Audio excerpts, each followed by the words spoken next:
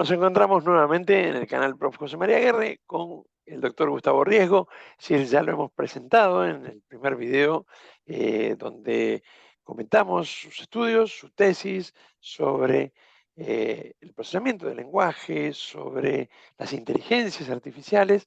Y bueno, vamos a continuar en esta segunda parte de la conversación preguntándole especialmente por si tenemos un paso a lo semántico. ¿Podemos hablar realmente de captación del sentido en las inteligencias artificiales? ¿Entienden lo que hacen y de lo que hablan?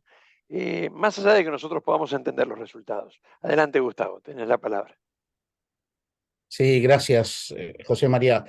En un principio, habría que distinguir entre lo que la misma inteligencia artificial responde, como puede ser la versión 3.5 de GPT, que es la que está publicada, como bien dijiste, desde noviembre del año pasado como ChatGPT, eh, y una cantidad de literatura bastante especializada en el tema, de lo que puede llegar a ser el cierto contenido de divulgación y, por qué no, los medios masivos.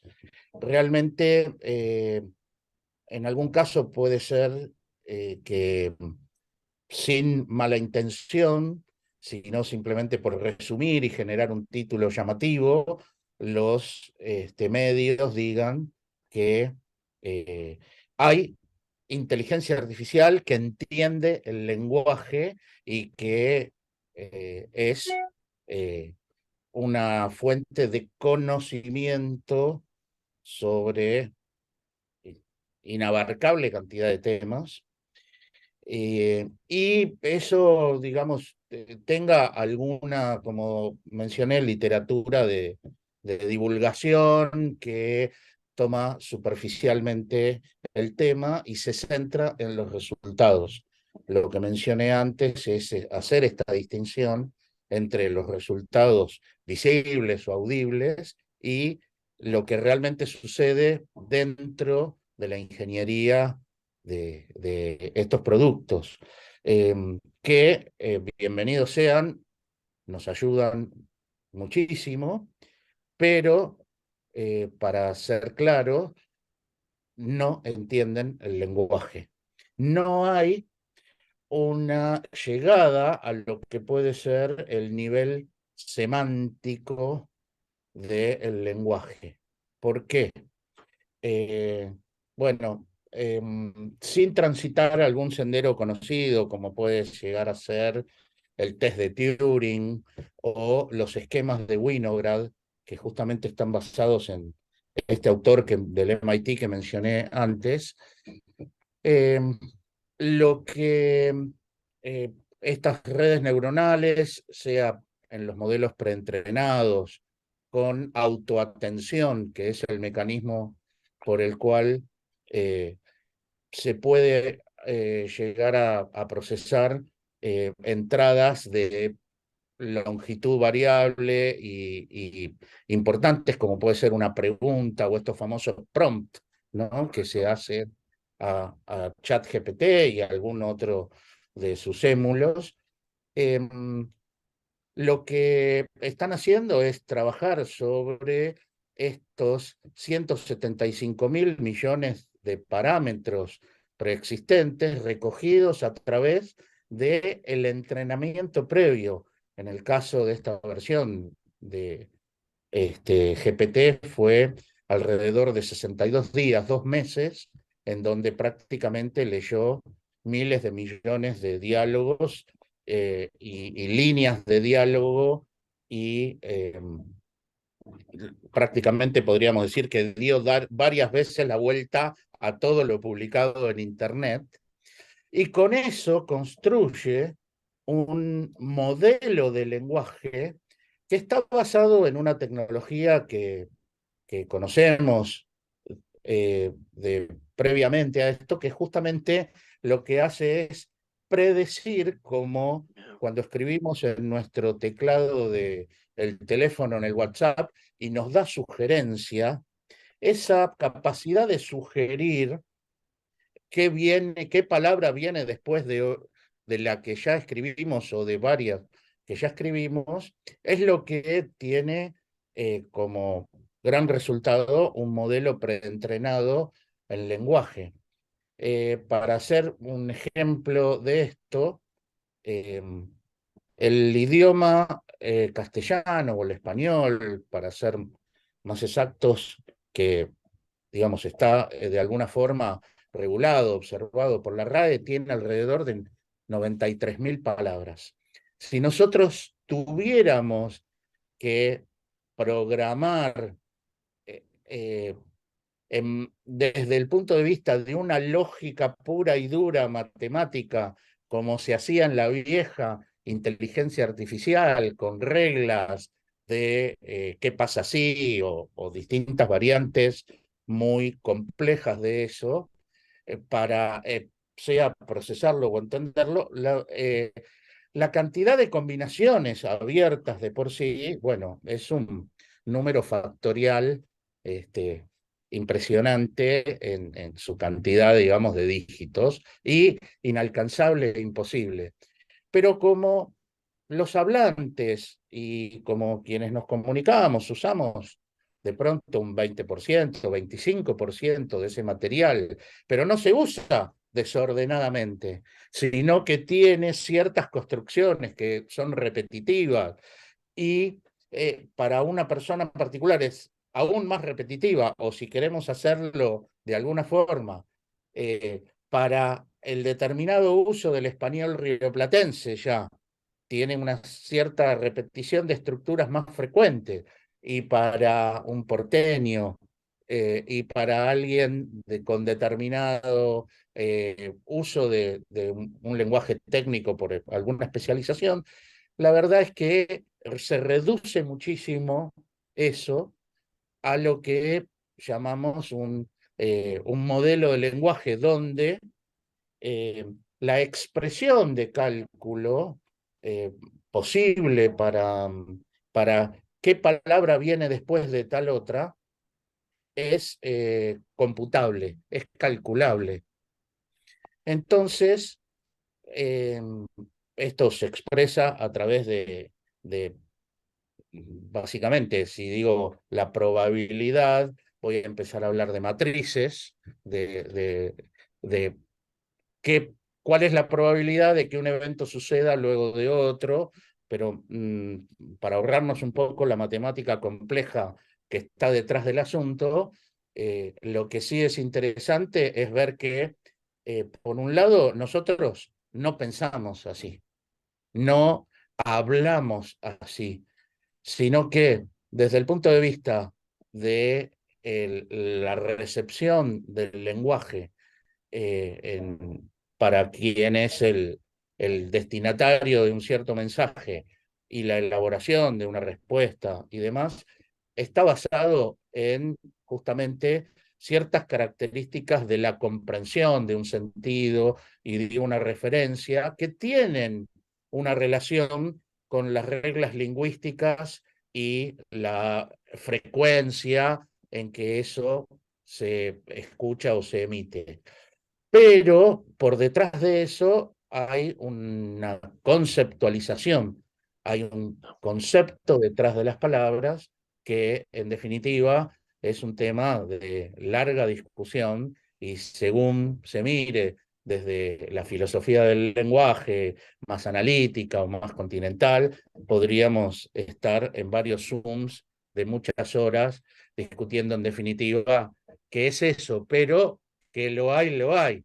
A diferencia de calcular, que entonces eh, lo que permite hacer es, más allá de que el modelo sea predictivo, en lugar de predecir, es operar sobre una cierta pregunta o sobre ciertas entradas y devolver lo que puede llegar a ser, por un lado, una respuesta, por otro lado, una traducción, o en tercer lugar, un resumen, porque estos son, por así decirlo, los tres paradigmas más interesantes del procesamiento del lenguaje natural, ¿no? El Bien. dialogal, la traducción y el resumen de texto. Gustavo, es decir, el sistema este de autoaprendizaje, ¿no? Es decir, ya los resultados los vamos viendo de manera predictiva. Ahora, el sistema de autoaprendizaje, ¿es que aprende de mí o aprende sobre mí? Por ejemplo, cuando yo uso el chat o cuando yo utilizo estas inteligencias, van incorporando datos míos, es una preocupación que en estas charlas que he ido dando, etcétera, mucha gente me ha manifestado. O van aprendiendo a partir del uso que yo hago del mismo, o ni una ni la otra. Sí a todo, Bien, bien, bien. sí a todo, porque, porque justamente, digamos, antes mencioné lo que podría ser la tecnología de base de redes neuronales eh, recurrentes y transformadores, porque hablamos de lenguaje, tendría que hablar de las convolutivas para pensar algo más asociado a la imagen, pero eso como tecnología, como disciplina, eh, que también tiene este aspecto fundacional en los años 50, el aprendizaje de máquina es otra analogía. Así como la propuesta de inteligencia artificial, si bien parecía que quería ser literalmente una inteligencia como y más también, el aprendizaje de máquina está textual en el manifiesto de McCarthy y se ha ido mejorando, sobre todo en los últimos años, con esta combinación, ¿no? De disciplinas de eh, transmisión de conocimiento, que para la computadora es dato, para el que lo transmite es conocimiento, Bueno, para la computadora es dato, por eso computa esos datos y con distintas técnicas, ¿no? De aprendizaje supervisado, no supervisado, semisupervisado, con refuerzo humano, y acá viene el centro de la respuesta. Por un lado, estos modelos preentrenados, entonces van y se los somete a la captación desde muy pocas reglas básicas que se llaman hiperparámetros, se los somete a que procesen y descubran, por así decirlo, eh, ese descubrimiento, de nuevo, no es como un descubrimiento perfecto, del asombro humano frente a la realidad, sino es el inventario perfecto. matemático sobre el catálogo de palabras que se usan o de imágenes o de lo que sea. Ese inventario luego tiene modificaciones. Por una parte, hay algunas modificaciones que van a ser los mismos constructores. ¿Por qué?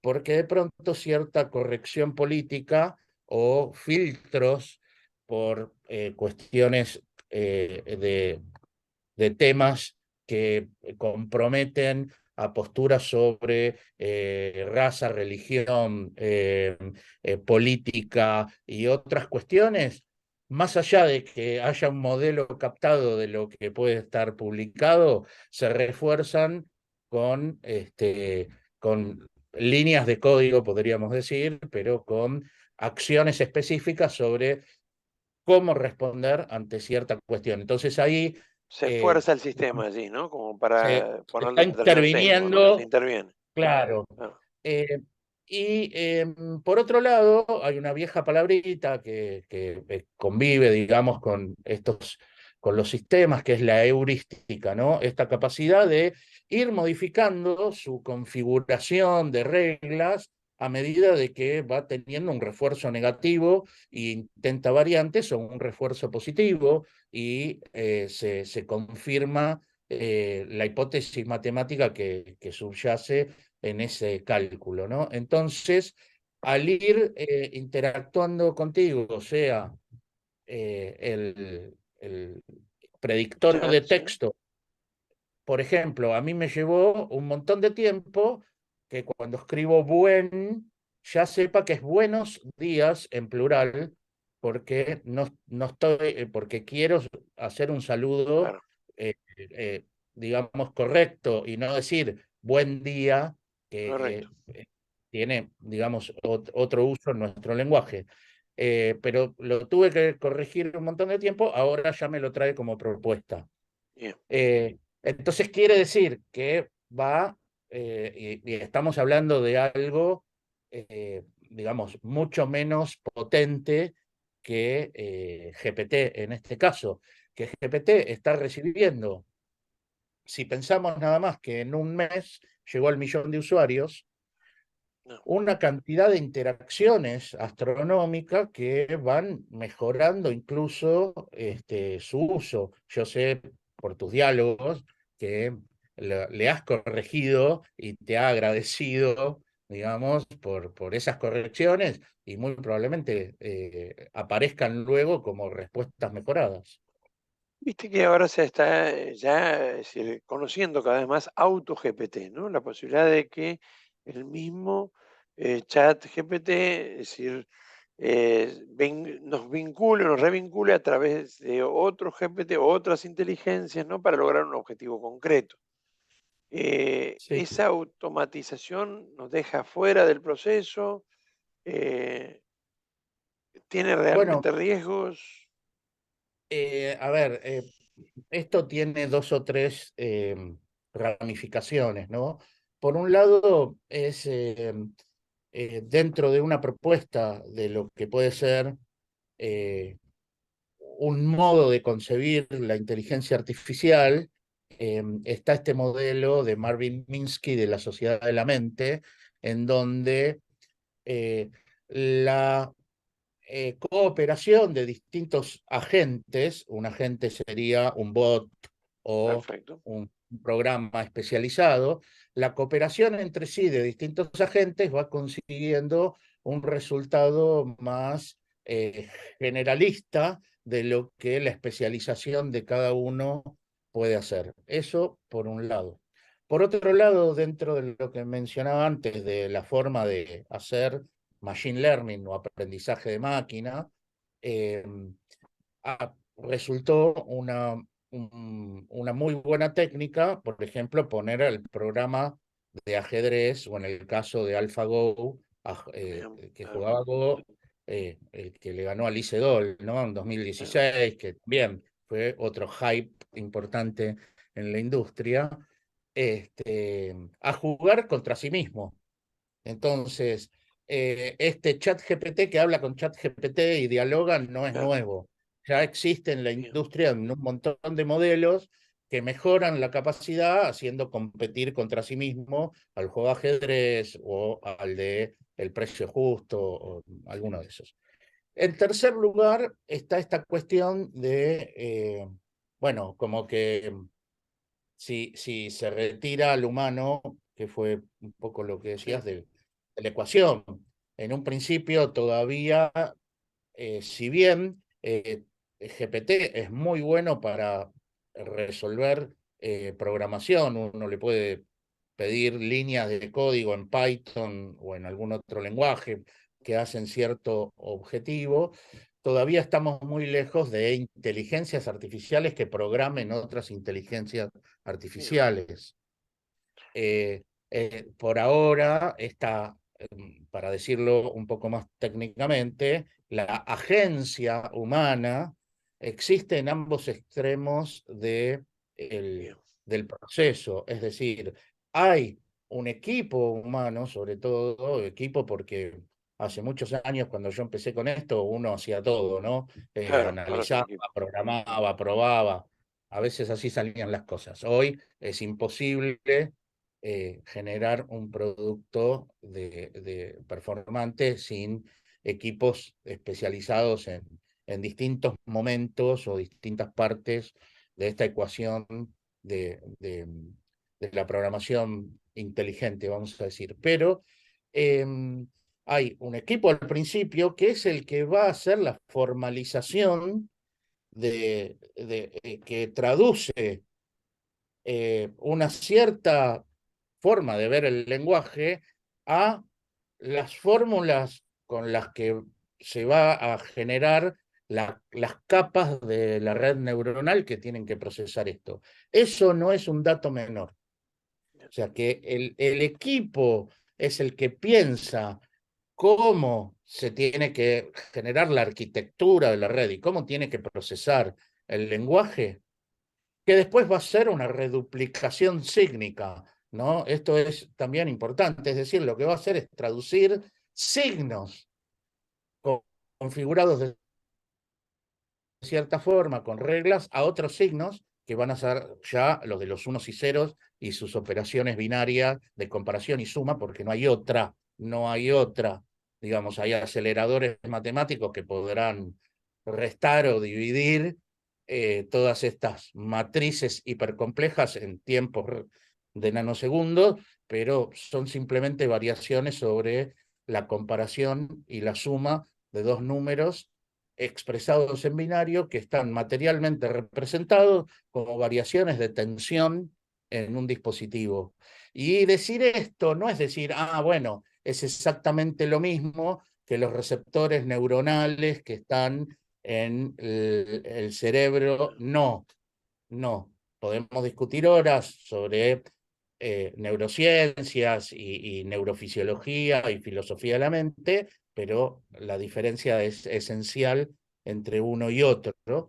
Perfecto. Y por lo tanto, al final de todo esto vuelve a estar la persona, porque así como partió la idea de cómo hacer esta arquitectura, cómo tiene que procesar y entrenarse y demás, después esa respuesta que te está dando GPT deja de ser dato y pasa a ser conocimiento en el sujeto que la lea.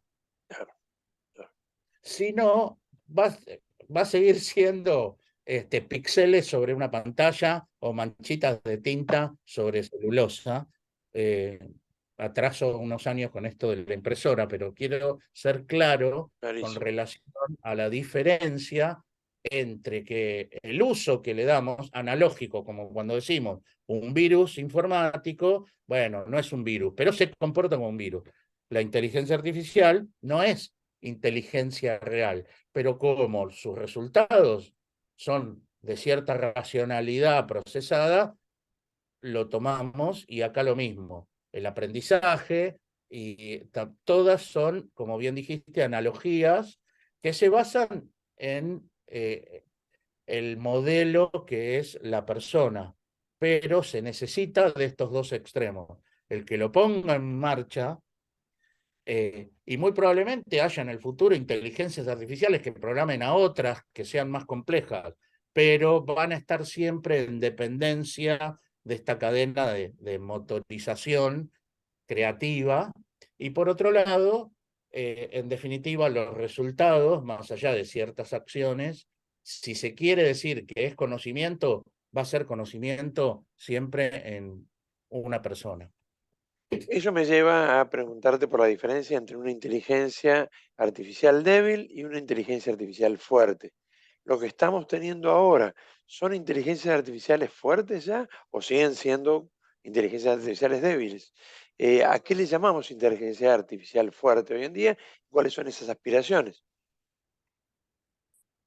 Bueno, lo de 1956, que ya ha salido como referencia varias veces, me parece que es para darle también una oportunidad a la ciencia de la computación, más allá del ábaco y de algunas otras cuestiones. También había un robot, Talos, en la antigua Grecia, como literatura, digo, ¿no? Sí, sí, Que custodiaba la entrada al puerto, pero bueno.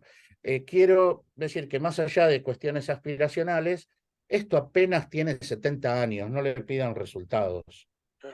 claro, Pero no porque vamos a llegar a la singularidad y ahora claro esto. Quiero decir porque tenemos 2000 o 3000, dependiendo de la tradición en que sí, te quieras poner, años de física, de matemática, eh, de, de una alquimia más desdibujada para que solo perdure en cierta transmisión de conocimiento, pero se termina siendo química. Hablo de ciencias de la naturaleza Justo. o ciencias cognitivas. Sinceramente, esto está no ha llegado a una maduración eh, que, hay que seguir debatiendo porque no hay un acuerdo intrínseco y fuerte o claro, vamos a decirlo para no confundir los términos, dentro de la misma industria, sobre todo de qué sería una inteligencia artificial débil. Para algunos, una débil está en el umbral de lo humano. Bien. Para otros no, hay mucha distancia. Para estos últimos, un chat GPT podría ser un inicio de una inteligencia artificial débil.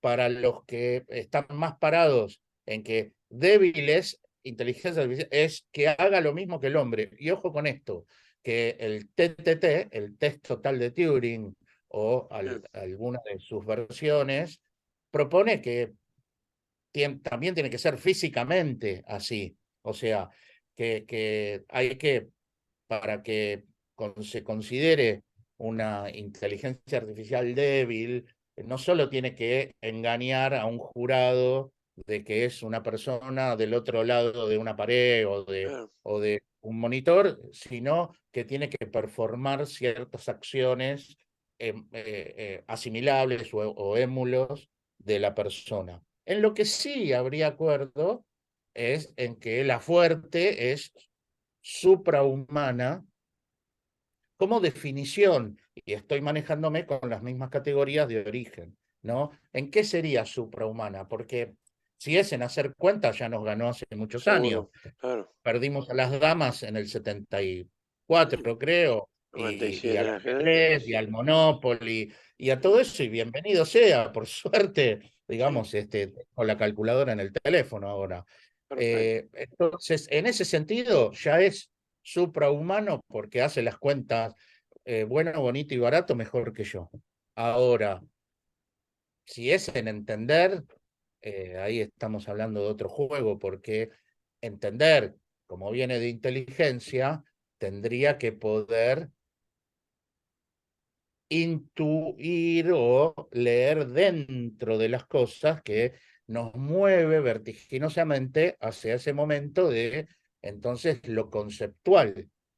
Y en un principio, lo conceptual en el hombre es eidético, tiene una imagen interior, después habrá miles de lecturas de esto, pero hay una Sí, imagen interiorizada de la realidad, será el objeto kantiano, digamos, el loumeno en un caso o en otro, digamos, sí, la especie no impresa, contacto con el visible. afuera. Claro, o será realmente una adecuación de la inteligencia a las cosas, digamos, en un sentido más realista. Pero en cualquiera de los casos hay en la inteligencia ideas que justamente, como dice la palabra, son imágenes. No tenemos acá por el momento un retorno a la imagen. No hay en ninguna de estas tecnologías, ni por cerca, un retorno a la imagen. El sentido aspiracional máximo de la inteligencia artificial fuerte se llama singularidad. Claro. Es, digamos, el evento tal que una vez quebrado ese umbral, ya eh, como que esa inteligencia tendría una autonomía y bueno, a partir de acá viene Kurzweil, ¿no? Es el que apasionante uno de los ciencia ficción. claro, Kurzweil, digo, eso, Raymond Kurzweil lo plantea Eh, también. eh, Ray, sí, Ray Varios. Kurzweil o Max Tegmark o Hans Moravec. Claro, Tenemos muchísimos autores cronistas. estamos hablando de más de 20 años de publicaciones en este sentido, pero mismo Minsky puede estar en la misma línea.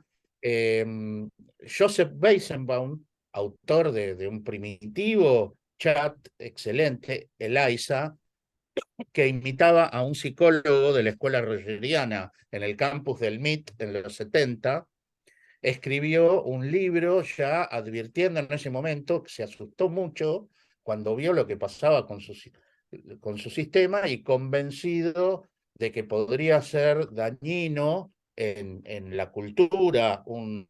Escribió Computer Power and Human Reason, digamos, ¿no? Potencia computacional y razón humana o algo así.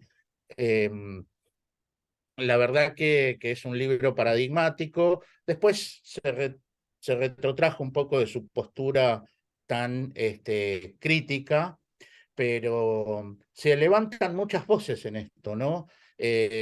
Siempre la consideración ética es una buena tangente a veces para dejar de contestar las preguntas de qué es y pasar a hablar de, bueno, ¿qué hacemos con esto? Si es bueno, si es malo. Pero vos sabés bien que yo primero insisto con que le dediquemos un tiempo a la consideración de en sí qué es esta inteligencia artificial particular, o incluso Adem- ahora que dije esa palabra, ¿no? Particular general es otro tema. Perdón por la interrupción, ¿no? Pero también vos, además de doctor en computación, también sos licenciado en filosofía. Desde una filosofía realista, ¿podemos pensar en que la inteligencia artificial pueda tomar conciencia de sí misma? Creo que esta idea de que no hay una vuelta a la imagen tiene que ver con la capacidad de intelección o la no capacidad de intelección humana de la misma, ¿no? Pero, bueno, una de las preocupaciones también es, bueno, ¿podrá tomar conciencia de sí? ¿Podría llegar a hacerlo? Podríamos llegar Bueno, al pensamiento, a la esencia de las cosas, ¿no? Sería un poco esto, ¿no? Que tal vez para una filosofía sí, analítica no sería el problema, pero sí. yo creo que en la filosofía analítica es una discusión interesante, sobre todo porque ellos son los dueños de la conciencia, por así decirlo. Es como que les gustan estos temas a los fenomenólogos de la tradición más analítica, les encanta y me parece que son muy buenos discutiendo eh, un nivel de precisión sobre, en definitiva, qué es la conciencia, qué es el yo, qué es si soy consciente, con ese C estamos hablando, ¿no? No y a su vez la relación con las neurociencias que esto tiene. Me parece que eso es un gran debate en curso, que yo no quiero ser monista ni reduccionista, pero simplemente digo, mientras eso lo discuten los que saben del tema, yo voy a apelar simplemente a una piedra de toque en esto, que es si ser consciente tiene que ver con no solo la percepción del mundo, vamos a decirlo como lo externo, sino la introcepción o la autocepción, ¿no? En cualquiera de los dos casos, sin que lleguemos a la definición de qué es eso, estamos hablando de percepción y conocimiento. Percepción y conocimiento. Dos materias que son absolutamente pendientes y no abordables en el mundo de la inteligencia artificial, porque lo que hay son captación de datos y procesamiento de los datos. El cogito Sí, que sí, está sí, detrás de perfecto. este conocimiento no hay fantasma en la máquina. Correcto, correcto. Bueno, eso te lo agradezco muchísimo porque, bueno, creo que es un tema interesantísimo también y a medida que accedemos, estas preguntas van surgiendo cada vez más, como también sus beneficios, sus riesgos. Nos queda poquito tiempo, pero no quiero robarte tanto tiempo tampoco. Pero eh, brevemente, ¿no? Es decir, vos, y teniendo en cuenta que lo que has dicho es fundamental, ¿no? Tomarnos un tiempo para comprender de qué estamos hablando es primero, pero luego, ¿no? Analizando en ese obrar, sin llevarte ahora al tema de regulaciones. Algún día nos reuniremos para charlar otros temas, ¿no? Que son muy interesantes. Y si me lo permitís, sería muy bueno seguir aprendiendo de lo que vos has estudiado. Pero beneficios, riesgos de el uso de estos lenguajes. Bueno, en un principio, sin hacer una gran elaboración sobre el sentido, digamos, de la agencia humana y lo herramental, digamos, ¿no? Que en la tecnología es claramente, digamos, los artefactos tienen un para, este, que a veces forma define función, ¿no?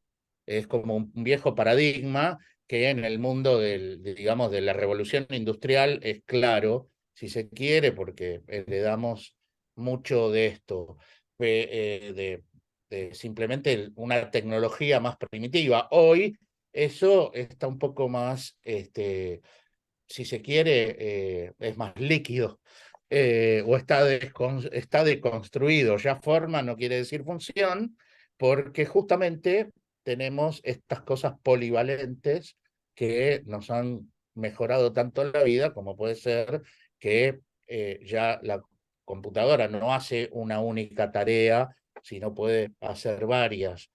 A mí me parece que eso, sobre todo, resalta aún más el papel del actor humano en esta red, en donde se vincula, digamos, en una cadena de valor y de valores con otros semejantes y con los artefactos tecnológicos.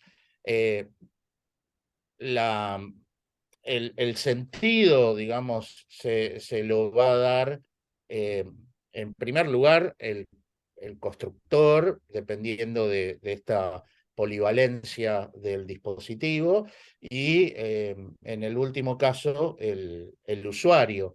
En ese sentido, hay una advertencia muy fuerte y me parece que es válida, más allá de que suponga por detrás de que puede llegarse a la inteligencia artificial fuerte y a la singularidad o no. No importa. Muchos levantan la voz de advertencia porque temen la llegada de eso, pero en el medio están advirtiendo también.